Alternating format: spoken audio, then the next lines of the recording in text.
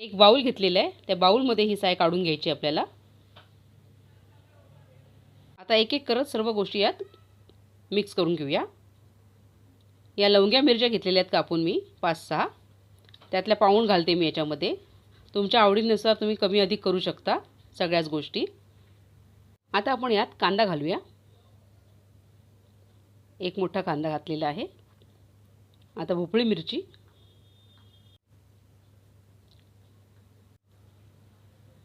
आता आपण यात मक्याचे दाणे घालून घेऊया। स्वीटकॉर्नचे दाणे आहेत हे कच्चेच घेतलेले आहेत। चवीप्रमाणे मीठ घालूया।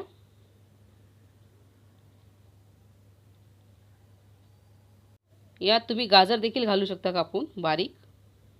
आता काळी मिरीची पूड घालूया 1.5 चमचा।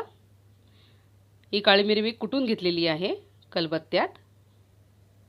आता हे सर्व साहित्य आपण मिक्स करून घेऊया। तर स्लाइस एक घेतलेला आहे। आता त्याला आपण तूप लावून घेऊया। एका साईडलाच तूप लावायचं आहे, दुसरी बाजू कोरडीच ठेवायची आहे।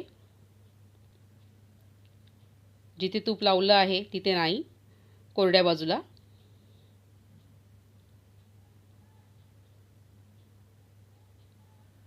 किसणीच्या साहाय्याने मी चीज किसून घालत आहे। चीज ऑप्शनल आहे, नाही घातलं तरी चालू शकतं। तूप लावलेली बाजू वरती येईल अशा प्रकारे ते ठेवायचे आपल्याला, बघू शकता। आणि जरासं दाबून घ्यायचं। आता मी टोस्टर घेतलेला आहे, टोस्टर ऑन करून घ्यायचा आणि आतून तूप लावून घ्यायचे आपल्याला। आता आपण ब्रेडचे स्लाइस ठेवूया, सँडविच ठेवूया त्याच्यामध्ये, बघू शकता। आणि आता झाकण बंद करून घ्यायचे। रेड लाईट पेटला आहे म्हणजे सँडविच तयार झालेलं आहे। आता उघडून बघूया, बघू शकता आपला टोस्ट सँडविच तयार आहे। आता हे आपण काढून घेऊया आणि प्लेटिंग करूया।